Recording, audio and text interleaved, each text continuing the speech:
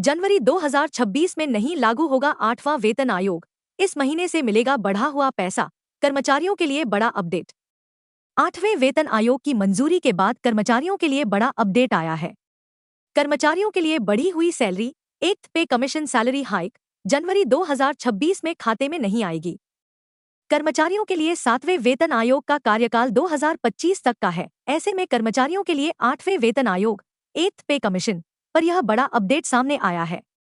केंद्र सरकार और अन्य राज्य सरकारों के करोड़ों कर्मचारियों के लिए 8वें वेतन आयोग पर बड़ा अपडेट आ गया है।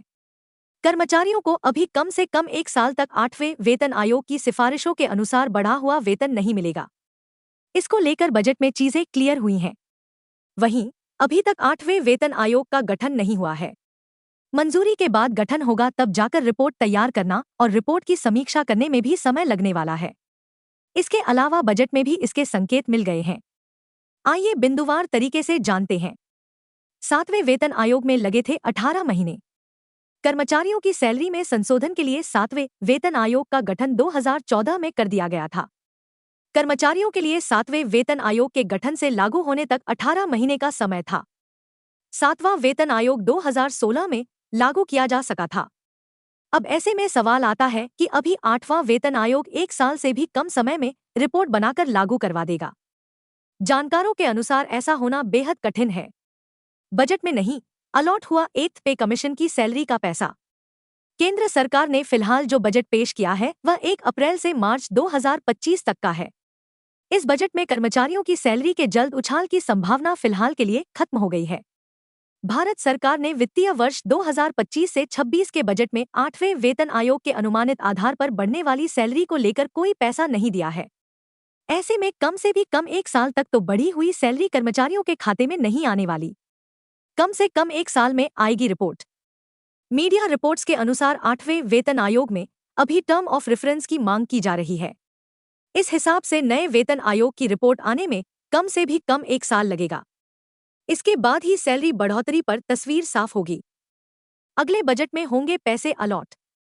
फिलहाल 8वें वेतन आयोग के तहत कर्मचारियों की सैलरी बढ़ोतरी के लिए रुपए अलॉट नहीं किए हैं। नई सिफारिशों के अनुसार बढ़ी हुई सैलरी का आकलन करने के बाद ही सरकार अपने अगले 2026 से 27 के बजट में इस फंड को डालेगी।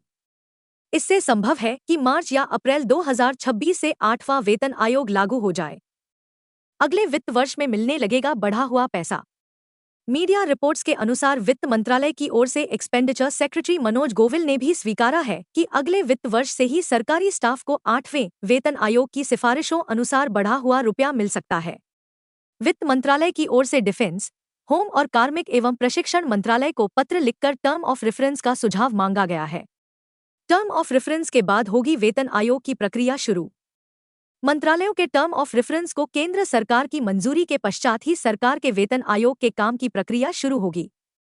यानी कि टर्म ऑफ रेफरेंस की भारत सरकार की ओर से मंजूरी मिलने के बाद 8वां वेतन आयोग अपना कार्य करना शुरू कर देगा।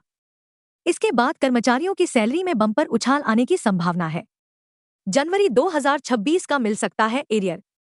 वहीं कर्मचारियों द्वारा एक अनुमान यह भी लगाया जा रहा है कि अगर इस बजट में सरकार ने 8वें वेतन आयोग की बढ़ी हुई सैलरी का बजट अलॉट नहीं किया है तो अगले वित्त वर्ष की शुरुआत में यानी अप्रैल 2026 में जनवरी 2026 से 8वें वेतन आयोग के तहत सैलरी लागू कर अप्रैल में एरियर के साथ केंद्र सरकार कर्मचारियों को सैलरी दे। यानी जनवरी 2026 में तो 8वां वेतन आयोग लागू होना मुश्किल है, लेकिन अप्रैल में जनवरी 2026 से लागू कर डीए की तरह ही सैलरी एरियर के रूप में दी जाए।